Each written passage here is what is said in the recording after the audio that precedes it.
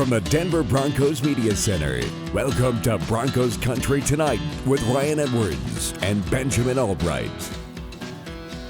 Broncos Country Tonight, Ryan Edwards, Benjamin Allbright, breaking down the unfortunate Broncos loss to the Chiefs 22-9. There were some good things about this game. There were definitely things about the Broncos' game plan, the design of what they were trying to accomplish against the Chiefs that actually worked quite well. But yeah, I said this coming into the game that they needed to play within themselves, that they needed to work within what has been their strengths. And with the running attack, they did that. With the defense, they did that.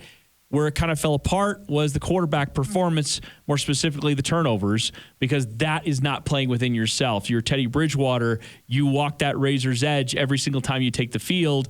And if you're going to turn the ball over, including a pick six, which was tipped at the line, but the point still being those go against you, that's where this team can't survive. And we said before that you may not have to play a perfect game, but you got to play a near perfect game when it comes to teams like this. A fumble on special teams is exactly what sometimes can be the difference. That could have been the only difference, but of course the Broncos made too many mistakes, and that's the biggest takeaway I got from this game. Look, the Kansas City Chiefs didn't beat the Denver Broncos last night. The Denver Broncos beat the Denver Broncos last night. You could have taken the points on the field goal. That's 3 points right there. You're talking about 12 points. You take 3 points off the board for the muff special teams play. All of a sudden, we're back down to 19 points. You get the pick six, and they missed the that's 13. That's a 13-12 game right there. And the Broncos had the ball at the end of the game. So, that changes the dynamics of the fourth quarter, changes the dynamics of the game without those kinds of things. And obviously, you could have, would have, should have all day. But when you look at this, 2 or 3 plays in every game, 2 or 3 plays can be the difference between teams that are equally matched. And I felt like those teams were pretty equally matched last night. I told you I didn't think the Broncos were going to win last night. I thought it was going to be closer than people thought, but I didn't think that they were going to win. I felt like that the Broncos could take the next game at home. I firmly believe that now. I believe the Denver Broncos can beat the Kansas City Chiefs, even at full strength, when they come to Denver. I don't think that Denver's out of it by any sense. That was probably the most important game of Vic Fangio's head coaching career of the Broncos. But if you look at the stretch ahead, the next 3 are very winnable. You got the Detroit Lions, you got the Cincinnati Bengals, you got the Las Vegas Raiders. Those are 3 very winnable games. You win those football games, all of a sudden you're 9-6. Then you got to win probably one of 2 to get in the wild card. Yep. You got to beat the Chargers in LA, or you got to beat the Chiefs at home. But you've already beaten the Chargers once this season. You came close, relatively speaking, against Kansas City. Now the score, and it didn't feel that close at times. But if you didn't make the mistakes, it would have been a lot closer. So I feel like that the Denver Broncos, if you've got the attitude of each game going forward as a playoff game, and they honestly treat it that way, I feel like they can win the next 3, and then it's anybody's ball game from there. And I understand for some Broncos fans, it's tough to be optimistic in this very moment, right? It was a crushing defeat. Because it was a tough loss. It had been built up to a point, and I'm part of the reason I thought it got built up, because I thought the Broncos were going to win that game. You said it. They looked more evenly matched than we were used to seeing with the Kansas City Chiefs.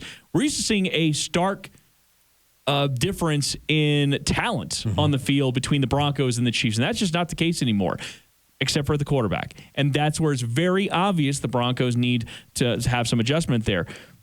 Patrick Mahomes had his lowest quarterback rating of his career. And the thing about it is, defensively, the Broncos had a great game plan. I feel like, though, the Chiefs have gotten into a little bit of a habit with this team of letting the Broncos make their own mistakes. You see multiple games now in a row where it's almost like the Chiefs are like, look, we don't really have to do a lot here because the Broncos are going to come into this and they are the ones that are going to be pressing. They are going to be feeling the weight of this losing streak. And you know what? The Chiefs are right for that. So the Broncos have to get this little brother mentality out of there somehow. I'm not exactly sure how, but they got to get out of that as soon as possible, because that's what it looks like every time they take the field now for the last several games. Oh, absolutely. It's a good thing that the Broncos have $43 million in salary cap space available next year, because Kansas City's living rent-free right now. And so, I think at the end of the day, I think you do. They had a players-only meeting Saturday night, and Justin Simmons got up and stressed the importance of busting up this streak. That they've got to get this off their back if they're going to take this team to the next level and be the next thing. And I that was a crushing loss last night, but I also think it was one of those weird confidence-building losses. Like, wait a minute, we can hang with these guys. And I think having them come into your house in a couple of weeks at the end of the season, I think we're talking about a different.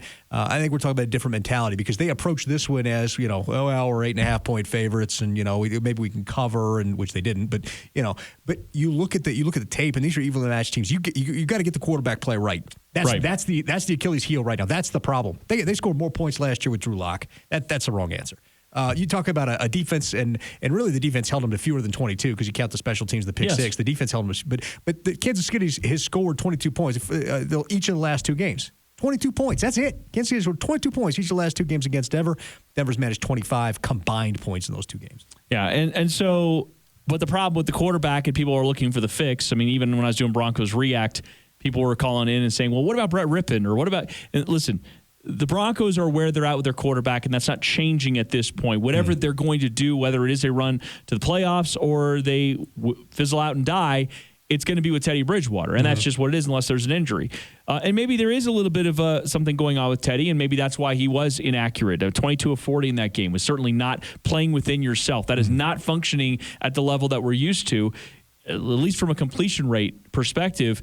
They were taking some deep shots in the game, really wildly inaccurate on those deep shots, and that's where I do wonder a little bit about his health. They were below their season average, converting third downs at 27%. Yeah. Their season average is brutally bad already at like 33%. They were 27% last night. They were 2 of 10 when specifically throwing the football on third down with a sack. Both of those two completions, by the way, were to running backs short of the sticks. Right. That ran the ball past the first down marker. Yeah. But again, you want to take away some positives from this, Javonte Williams looks like the real deal. First Broncos rookie running back in Broncos history to go for 100 yards and 75 in the air in the same game. Now, part of that, again, was garbage time at the 34 at the end of the – but still, hey, you can't hold it. Even if you take all that away, he still had about 115, I think, all-purpose yards by himself, and that is the right answer. He looked good. He looked serviceable. He looks like he's going to be the guy next year. So you could take confidence in the fact that Javonte Williams is probably going to be a stud running back here for a couple of years. And it didn't look like the moment was too big. I wondered a little bit with a rookie running back prime time game without Melvin Gordon as the sort of mixing it in there. You wondered, like, oh boy, if he's going to have a fumble, if he's going to have a setback. He looked very confident. We did have a fumble, but I mean, he did also have the fourth down confusion there, and I remarked on it at the time, and now it's come out that he did. He didn't know. He thought that Bridgewater was going to be either in the gun, and Bridgewater was under center, and there was confusion on that play. You got to call timeout. It doesn't matter if you're a rookie. We got to get this straight. This is the play that we have to convert. You got to get that right. So there were some moments. He's still a rookie. There were still some things in there, but there was a lot to like. Yeah, well, but I mean, like, moment too big as far as just it wasn't too big for him overall. Unbelievable gaffe. Right. He had, on the pick six, he had the block that ended up getting the ball tipped. Yeah, and was I mean, there were definitely moments, but again, there's moments with Melvin Gordon in and out of every game. So that seems to be more of a function of just the position than anything. But yes, you nailed that on that third down, the fourth down, that at the end of the 20-play drive. The biggest issue I had with it, and we obviously will do more breakdown on Broncos Country Tonight. You can check it out, broncoscountrytonight.com, the radio show. But the biggest issue I have is that they didn't call timeout. I didn't have too much of an issue with going for it there. You have a 20-play, 11-minute drive. I understand the rationale, the reasoning why they did what they did. I would have rather run it on third down and then see what you're at on fourth down, because maybe you're 4th and 1. You could do another quarterback sneak. But I think more than anything is you saw Javonte Williams look to the sideline kind of waving his arms, and that's where it's like, no, this is too critical. Going into halftime, you get 7 points there. It's a tie game. And now we're looking at, okay, the Chiefs get it on the other side of halftime. The Broncos got an interception on that drive with Pat Surtain. The entire momentum swings back to you, and all of a sudden the Broncos could be driving down the field for the go-ahead points. And who knows, because the Chiefs have not been that team this year. They saw drops. You saw miscommunications. You saw breakdowns in the coverage there. So, listen, I think you nailed it at the beginning. These two teams are a lot closer than I think a lot of people want to believe. I think there's this air about the Kansas City Chiefs that just everybody that permeates everything. They all have Patrick Mahomes and Andy Reid and they're the greatest. Look, they may still end up representing the AFC at the end of this year, but there are flaws in what they're doing right now, and good teams, they're going to have a hard time against them. They are. It's been a tough stretch for Denver because they've come close. Von Miller slipping through the grasp and the left-handed throw. We've seen, they've come so close, before, and I think we've kind of seen that. But I really do feel like this next game's going to be a lot more a lot more competitive. I do think that the Denver Broncos can hang with the Kansas City Chiefs. I do. I think that Vic Fangio has laid the blueprint out on how to defend Pat Mahomes in this offense. Everybody's been using it now. I mean, this season has been a living testament to that. And, last year they held him to 22. The same blueprint was used in the Super Bowl, and then people are using this. So Vic's laid out the blueprint. You just got to have the quarterback that's able to carry you to get enough points on offense. Last thing here, you mentioned that this was the biggest game of the Vic Fangio era. They were not able to complete the win. What should that say to the organization? What should that say to the fan base? Vic Fangio's got 5 games to prove he's the guy. Same thing we said about Drew Lock last year. He's got four games to prove he's the guy. Otherwise, it's at least going to be a competition next year. And sure enough, we saw that. And then Teddy, got the job.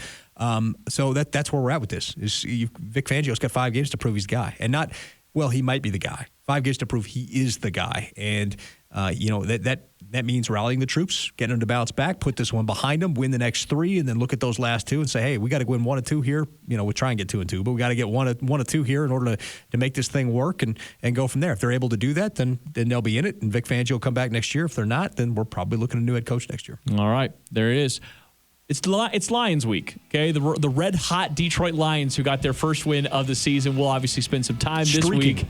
We'll spend some time this week breaking that down. For Benjamin Allbright, I'm Ryan Edwards. Thanks for watching Broncos Country Tonight.